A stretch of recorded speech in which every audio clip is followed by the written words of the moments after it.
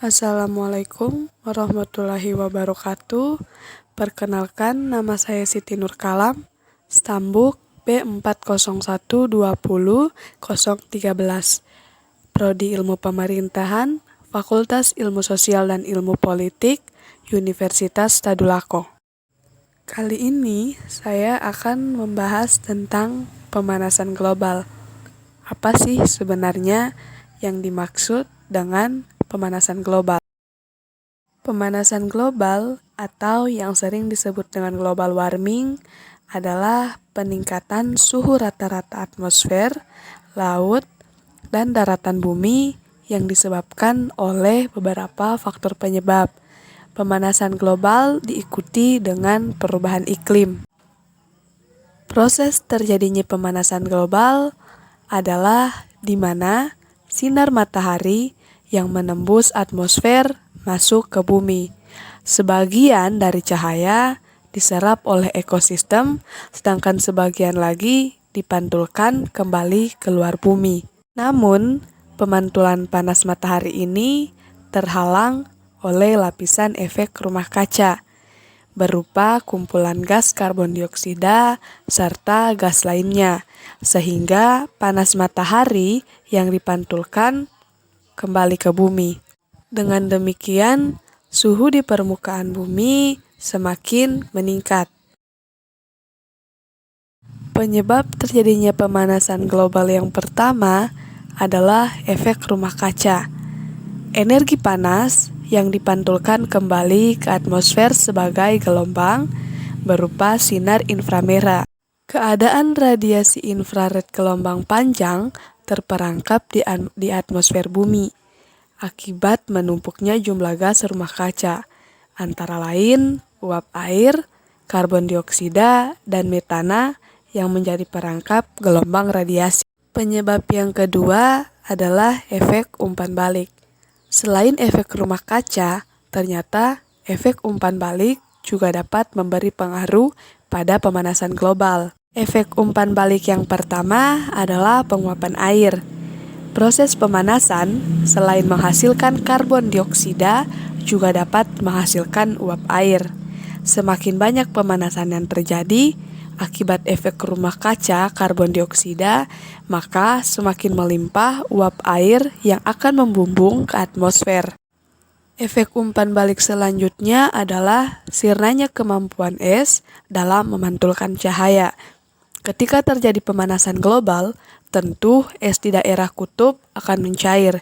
Ironisnya, semakin lama pencairannya semakin cepat. Ketika es mencair, daratan atau air di bawahnya akan jadi terbuka. Jika ketika ditutup es, eslah yang akan memantulkan cahaya. Namun, ketika daratan atau perairan sudah terbuka, maka baik daratan ataupun perairan hanya akan memantulkan cahaya lebih sedikit dari es. Penyebab yang ketiga adalah penggundulan hutan. Penggundulan hutan mengurangi penyerapan karbon oleh pohon, menyebabkan emisi karbon bertambah besar dan mengubah iklim mikrolokal dan siklus hidrologis sehingga mempengaruhi kesuburan tanah.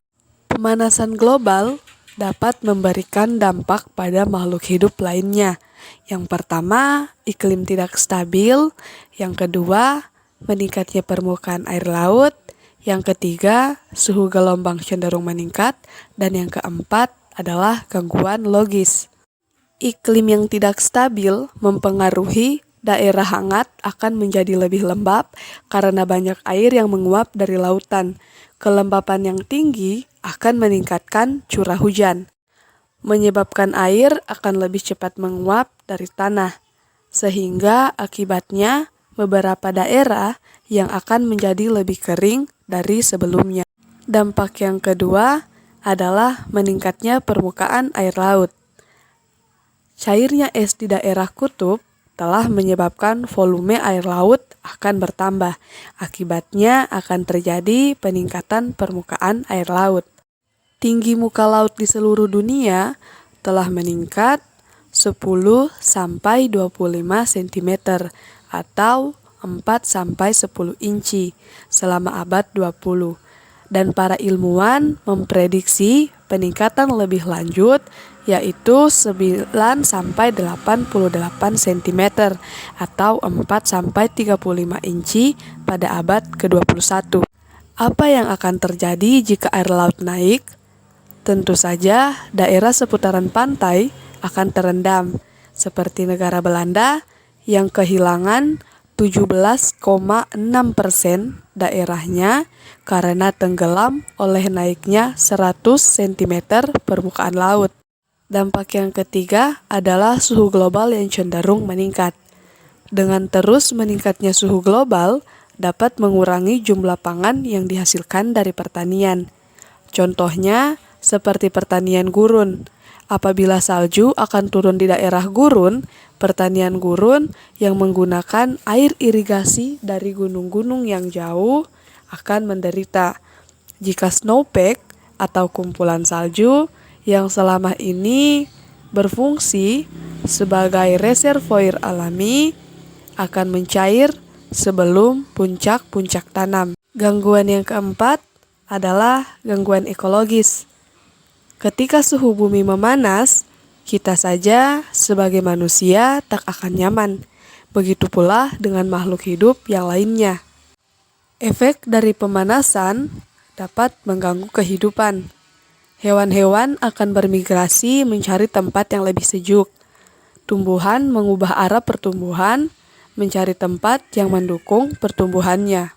Cara mengatasi pemanasan global agar tidak lebih meningkat, yang pertama adalah konservasi lingkungan, seperti reboisasi, penanaman pohon, dan penghijauan kembali.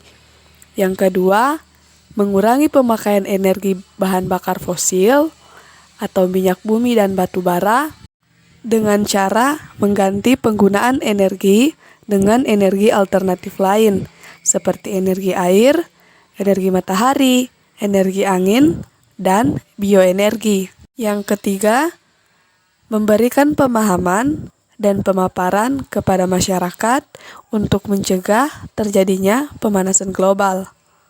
Sekian, itulah pemaparan dari saya tentang pemanasan global. Saya ucapkan terima kasih. Wassalamualaikum warahmatullahi wabarakatuh.